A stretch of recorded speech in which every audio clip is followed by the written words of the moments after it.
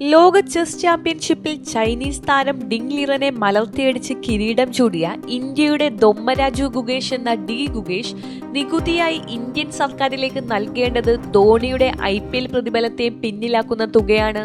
ഗുഗേഷിന് ആകെ പ്രതിഫലമായി ലഭിച്ച 11.45 കോടി രൂപയിൽ നിന്ന് ഏകദേശം 4.67 കോടി രൂപയാണ് നികുതി ഇനത്തിൽ നൽകേണ്ടതെന്ന് ദേശീയ മാധ്യമങ്ങൾ റിപ്പോർട്ട് ചെയ്യുന്നു. അതായത് വരുന്ന IPL സീസണിൽ ചെന്നൈ സൂപ്പർ കിങ്സ് താരമായ ധോണി കൈപ്പറ്റുന്ന പ്രതിഫലത്തേക്കാൾ ഇരട്ടി. ധോണിയെ അടുത്ത സീസണിലേക്ക് ടീം നിലനിർത്തിയത് 4 കോടി രൂപയ്ക്കാണ്. 5 കോടിക്ക് മുകളിൽ വരുമാനമുണ്ടെങ്കിൽ ഇത് 37% വരെ അധിക നികുതിയും പുറമെ 4% ആരോഗ്യ വിദ്യാഭ്യാസ സെസ്സുമായും നൽകണം. അതിനാൽ 11.45 കോടി രൂപ പ്രതിഫലം ലഭിക്കുന്ന ഗുഗേഷ് 42% നികുതിയായി നൽകുക. ലോക ചെസ് ചാമ്പ്യൻഷിപ്പിൽ ആകെ സമ്മാനത്തുക 21.20 കോടി രൂപയാണ്.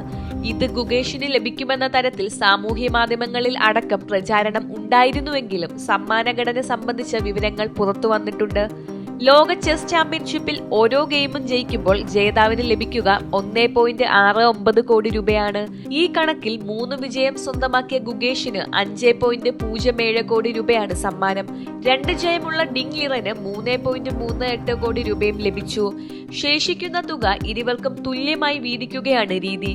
അതേസമയം ഗുഗേഷ് നൽകേണ്ട നികുതി സംബന്ധിച്ച വാർത്തകൾ പുറത്തു വന്നതിന് പിന്നാലെ സോഷ്യൽ മീഡിയയിൽ ട്രോളുകളും നിറയുകയാണ്. ഗുഗേഷ് ലോക ചാമ്പ്യനായപ്പോൾ ശരിക്കും ചാമ്പ്യനായത് നികുതി വകുപ്പാണെന്നും അവരെ അഭിനന്ദിക്കണമെന്നുമൊക്കെയുള്ള തരത്തിലാണ് ട്രോളുകൾ. ഏതായാലും ഗുഗേഷ് ഇന്ത്യയുടെ അഭിമാനം വാനോളം ഉയർത്തിയതിനൊപ്പം തന്നാലാവും വിധം രാജ്യത്തിന്റെ സമ്പദ്ഘടനയും സഹായിച്ചിരിക്കുകയാണെന്ന രീതിയിലും അഭിപ്രായങ്ങളുണ്ട്.